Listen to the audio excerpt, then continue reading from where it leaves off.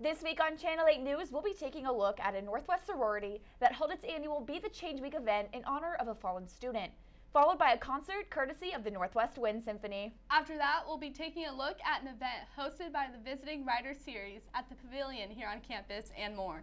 Your Channel 8 News starts right now.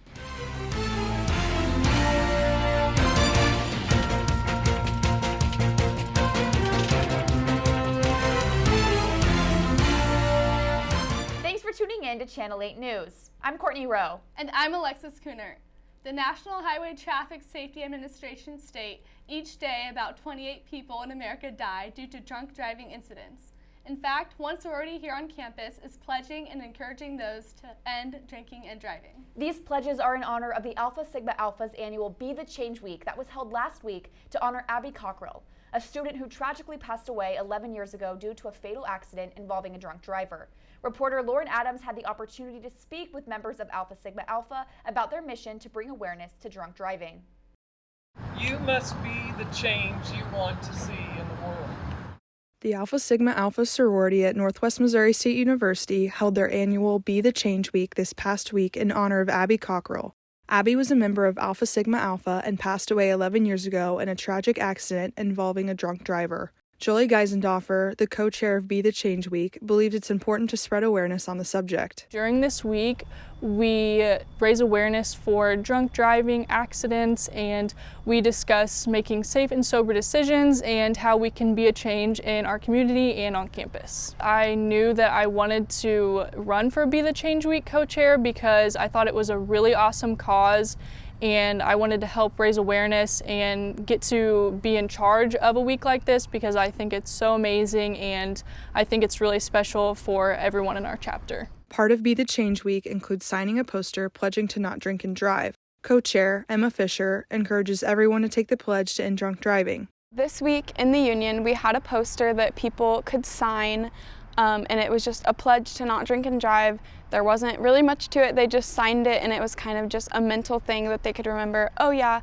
I pledge not to do this, so maybe the next time that they might be put in that situation, they can think about that pledge in the moment that they were signing it. Be the Change Week is an event that doesn't only impact our chapter, it is something that our community can grow from and learn from, and I think having those posts go out on social media, signing the pledge in the union, really can just reach the whole community and people can realize what an impact it has. Abby's parents, Pat and Diana, speak at their ribbon tying event during the special week each year. We tie ribbons because we want to raise awareness for victims of drunk driving accidents and also just to have some sort of symbol of Abby and her memory. Having Abby's parents come and speak to us really just puts into perspective what really affects the families whenever their loved one is lost in a drunk driving accident. Seeing those people who lost their daughter 11 years ago and it still brings them to tears to this day, it just really makes you realize how much you're going to impact someone's life when you make that decision to drink and drive. For the stories that matter to you, this has been Lauren Adams with KNWT Channel 8 News. Thanks, Lauren. Abby Cockrell was a beloved friend, daughter, and exceptional sister to the girls of Alpha Sigma Alpha. If you or anyone you know has been under the influence of any substance and questioning the ability to drive, please call Northwest Safe Ride Program for any late-night transportation needs if you're in a situation where you feel unsafe. When we come back, we'll be taking a look at the Northwest Missouri State Wind Symphony's second performance of the semester, followed by an event hosted by the Visiting Writer Series outside the Pavilion. Stay tuned for more.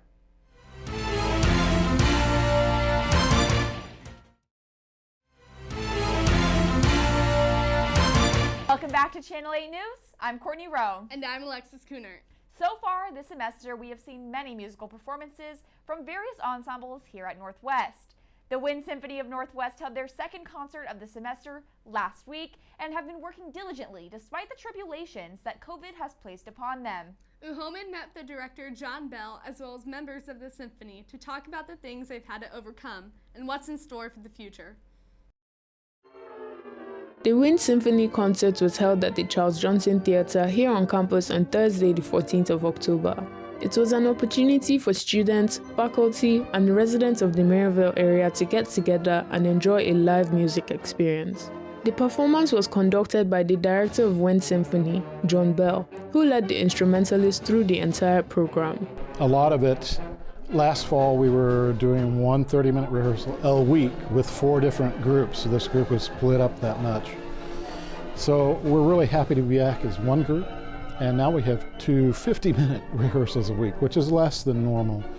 But we started out the first day of classes back in August, so we've been rehearsing these pieces since that time.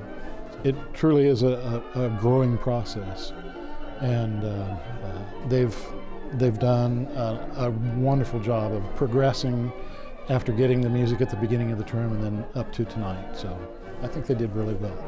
I feel it went really well.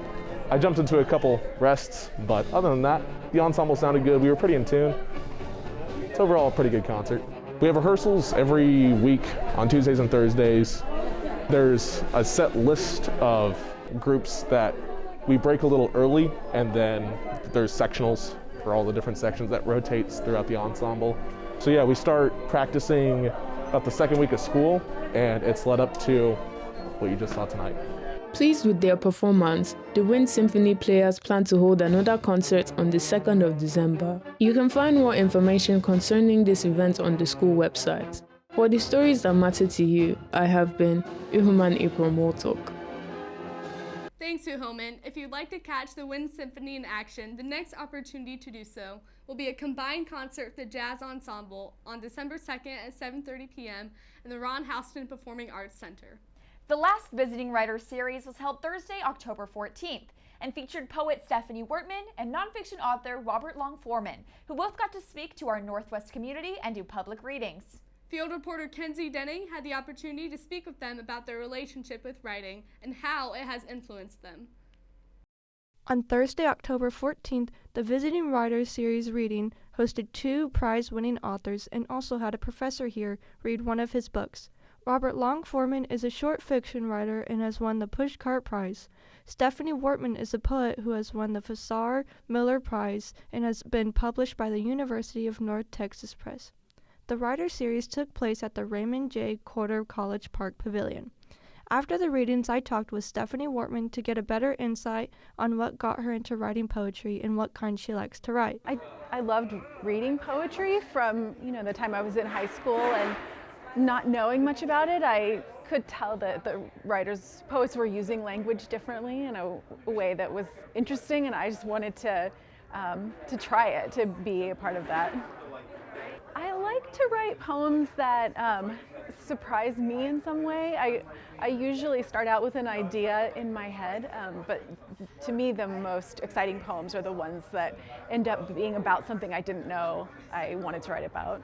After talking with Stephanie, I talked with Robert to understand how he won the Pushcart Prize and what got him into writing short fiction. I started writing short fiction, and I had an idea. I went out mushroom hunting with my friend and thought, some of these mushrooms look a lot like brains, and so I wrote a short story about someone who goes out hunting for mushrooms and finds an actual human brain in the woods. And that and I haven't looked back since. I've been a fiction writer almost pretty much ever since then.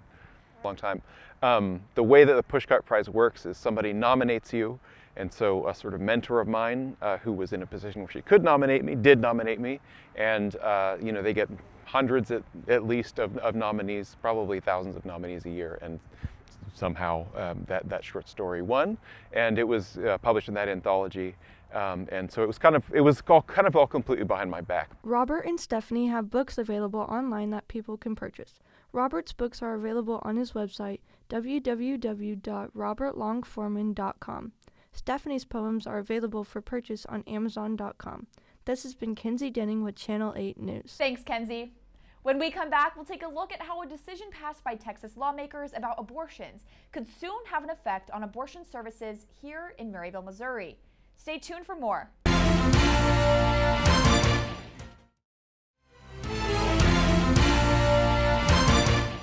Welcome back to Channel 8 News. I'm Alexis Kuhnert. And I'm Courtney Rowe. Abortion is such a hot political topic that continues to be talked about by people of all ages. On September 1st of this year, Texas lawmakers signed a bill into effect that essentially banned all abortions after 6 weeks of pregnancy, long before women typically even know they are pregnant. The bill makes no exceptions for cases of rape, sexual abuse, or incest. On top of that, there are incentives such as a $10,000 reward for individuals who successfully sue an abortion provider.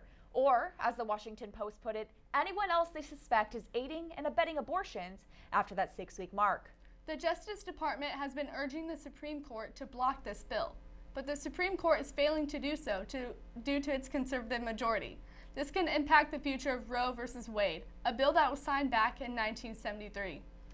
This chart indicates that if Roe v. Wade gets overturned, Missouri will have nearly all abortions banned, which will affect nonprofit organizations such as the Source Medical Clinic here in Maryville. The Source provides a variety of different services to their clients, including but not limited to free STI testing, sexual health education, ultrasounds, pregnancy tests, counseling, consulting, and abortion services. This means nonprofit organizations like The Source could face the threat of hefty fines for offering abortion services. That is all the information we have at this time on this particular subject. So for future updates, be sure to tune in here at Channel 8 News in regards to this political. Well, that's all the time we have here for Channel 8 News. Be sure to tune in every Monday through Thursday at 6 p.m. right here at KNWT Channel 8. Or you can find us on our YouTube page at KNWT TV. From all of us here at Channel 8 News, I'm Courtney Rowe. And I'm Alexis Kuhnert. And have a great night.